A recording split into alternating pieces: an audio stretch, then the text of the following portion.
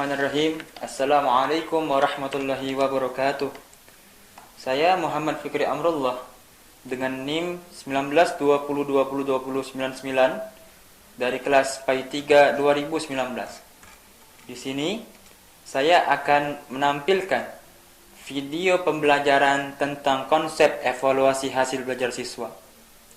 Video ini dibuat guna memenuhi tugas ujian akhir semester mata kuliah Psikologi Pendidikan yang diampu oleh Yang Terhormat Ibu Nur Afifah, SPDI MPD.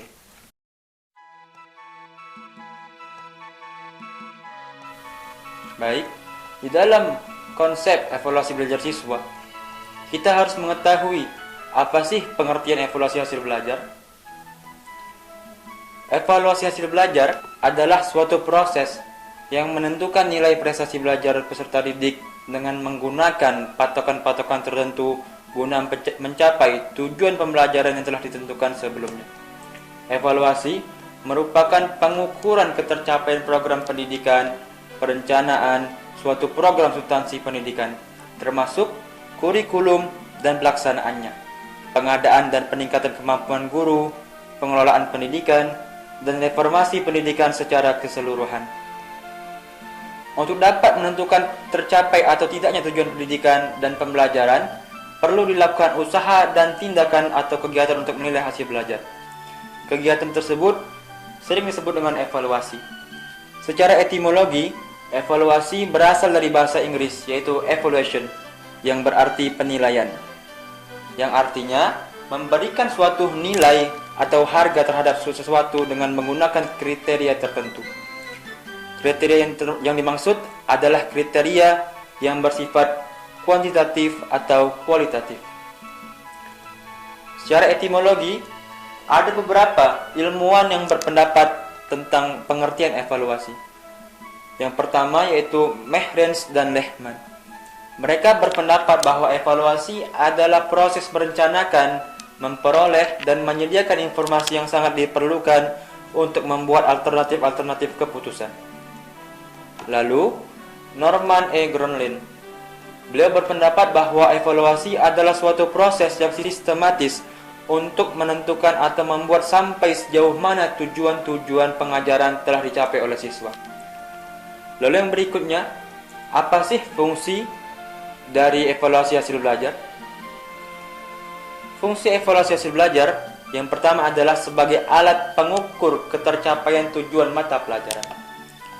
Lalu, yang kedua, sebagai alat pengukur tujuan proses belajar mengajar. Yang ketiga, mengetahui kelemahan siswa dan dapat menyelesaikan kesulitan belajar siswa. Lalu yang keempat, menempatkan siswa sesuai dengan bakat dan minatnya serta kemampuan siswa. Yang kelima, untuk guru BP, mereka dapat mendata permasalahan yang dihadapi siswa dan alternatif bimbingan dan penyuluhannya. Lalu yang berikutnya, apa sih tujuan evaluasi hasil belajar? Tujuannya adalah yang pertama, menentukan angka kemajuan atau hasil belajar pada siswa. Dan juga untuk mengetahui kadar pemahaman peserta didik terhadap materi pembelajaran. Lalu fungsi lainnya, sebagai laporan kepada orang tua siswa, dan juga penentuan kenaikan kelas serta penentuan kelulusan siswa.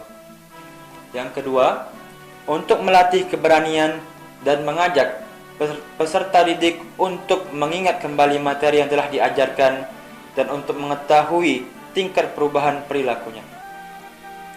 3. Mengenal latar belakang siswa yang berguna baik bagi penempatan maupun penentuan sebab-sebab kesulitan belajar siswa. Berfungsi juga sebagai masukan bagi tugas guru BP atau bimbingan dan penyuluhan. Yang keempat, sebagai umpan balik untuk guru yang dapat digunakan untuk memperbaiki proses belajar mengajar dan program remedial untuk siswa. Selanjutnya, apa sih objek-objek evaluasi? Ruang lingkup pendidikan cukup luas, meliputi banyak segi dan menyangkut banyak pihak. Segi-segi pendidikan diantaranya adalah yang pertama, segi tujuan pendidikan, yaitu ke arah mana anak didik itu dibawa. Yang kedua, segi materi atau bahan yang disusun menjadi kurikulum bagi satu jenis dan tingkatan sekolah tertentu.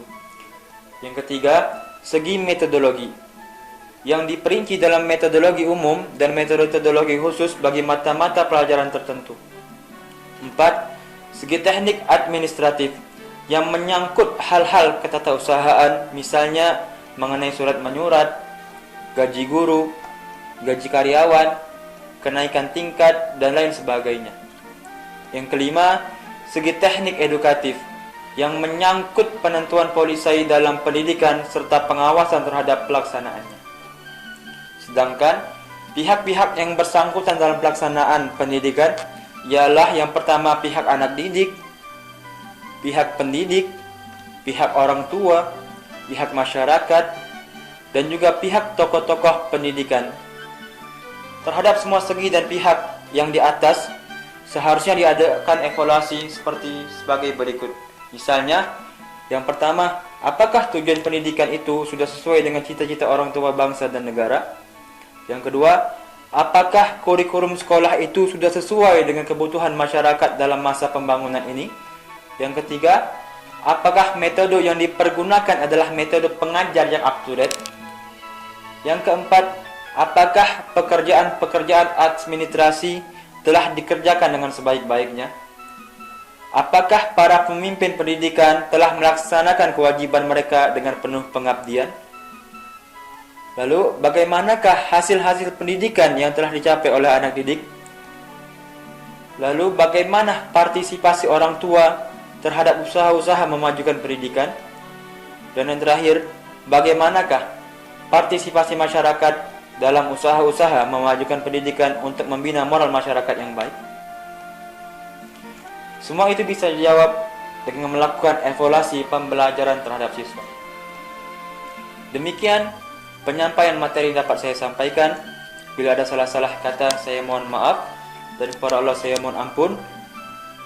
Saya akhiri dengan wabillahi taufiq wal hidayah. Wassalamualaikum warahmatullahi wabarakatuh.